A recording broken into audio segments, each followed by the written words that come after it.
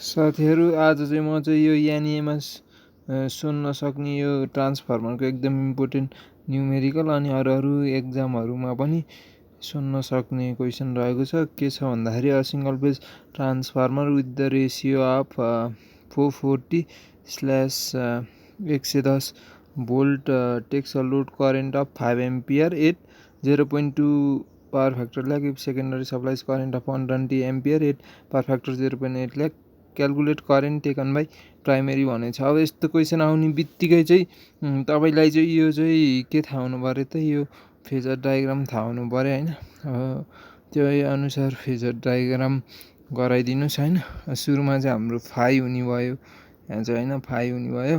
अनि त्यसपछि यतापट्टि चाहिँ प्राइमेरी भोल्टेज V1 हुने भयो होइन, जुन चाहिँ कति दिएछ 440 भोल्ट दिएको छ। अनि त्यसपछि नो लोड करेन्ट 5 एम्पियर होइन। अनि चाहिँ यो चाहिँ कति डिग्री छ भन्ने 78.46 डिग्री कसरी आयो भन्दाखेरि चाहिँ तपाईँको 0.2 पावर फ्याक्टर ल्याक छ नि त नो लोडमा। अनि त्यो भएर चाहिँ कस इन्भर्स 0.2 गर्दाखेरि चाहिँ हाम्रो 78.46 डिग्री आउँछ। अनि त्यसपछि चाहिँ तपाईँको चाहिँ हाम्रो चाहिँ यो जुन यो V2 भन्ने यो तलपट्टि भयो होइन।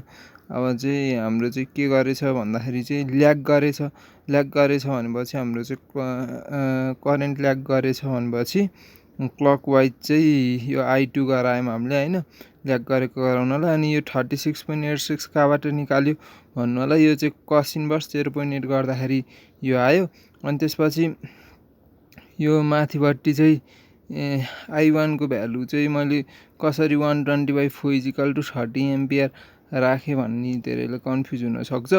जस्तो I2 भनेको चाहिँ तपाईँको कति छ भन्दाखेरि चाहिँ 120 एम्पियर छ। अब यो I1 भन्ने नि हुन्छ, यसलाई I2 ड्यास भन्ने नि हुन्छ होइन, जुन चाहिँ यसको अपोजिटमा हुन्छ। त्यो अपोजिट भनेको यो I1 भयो। तर हाम्रो चाहिँ के छ भन्दाखेरि चाहिँ यहाँ चाहिँ स्टेप के भएछ त, भोल्टेज स्टेप डाउन भयो होइन। त्यो भएर चाहिँ हामीले चाहिँ सुरुमा चाहिँ यसको चाहिँ टर्न रेसियो निकाल्छौँ। यो जुन दिएको छ यो भ्यालु होइन, यो भ्यालुबाट चाहिँ हामी टर्न रेसियो निकाल्छौँ। टर्न रेसियो निकालिसकेपछि टर्न रेसियो 4 आइसकेपछि चाहिँ जब हामीले उसमा अब के अरे उस भ्यालु कम हुन्छ नि त, यो चाहिँ स्टेप डाउन छ। त्यो भएर सरी यो चाहिँ स्टेप डाउन ट्रान्सफर्मर रहेछ। सो चाहिँ हाम्रो चाहिँ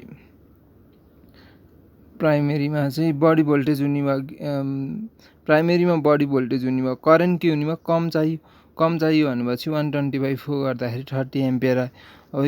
अब यो आइपी भनेको चाहिँ यसले चाहिँ रिजल्टेन्ट प्राइमेरी करेन्ट भनेको यो I1 र नो लोड करेन्टले दिने भयो। अब यसलाई चाहिँ हामीले चाहिँ यो +2 मा पढेको जुन प्यारालेलोग्राम ल छ नि, त्यही ल सेम त्यही ल लगाएको। अनि यो 20 को एङ्गल निकाल्दाखेरि 78.46 माइनस यो 36.86 गर्दाखेरि 41.6 गर्दाखेरि यति आयो 33.9। हाम्रो यही हो त एन्सर हुन्छ। यसैमा गर्दाखेरि पनि हुन्छ होइन। तर चाहिँ अझ फर्दर चाहिँ हामीले चाहिँ अब यसको एङ्गल पनि निकालिदिउँ भन्ने हिसाबले चाहिँ मैले चाहिँ यसरी गरेको छु होइन। एङ्गल निकाल्नलाई चाहिँ एङ्गल भनेको यो I1 र आइपी बिचको एङ्गल भनेको फाइ हो। फाइ निकाल्दाखेरि यो ट्रिग्नोमेट्री लगाएको तपाईँहरूले बुझ्नुहुन्छ होला। अनि त्यसपछि नेट फाइ भनेको कति भन्दाखेरि यो 36.86 र यो भयो भनेपछि हामीले चाहिँ यो करेन्ट कोलाई चाहिँ यति डिग्री पनि निकाल्न सक्यो नि त होइन, यति डिग्री हुन्छ भनेर। Thanks for watching guys. Video मन पऱ्यो भने लाइक सब्सक्राइब गरिदिनु होला। र यस्तै भिडियो अझै हेर्न चाहनुहुन्छ भने चाहिँ एउटा कमेन्ट चाहिँ अवश्य ठोकिदिनु होला।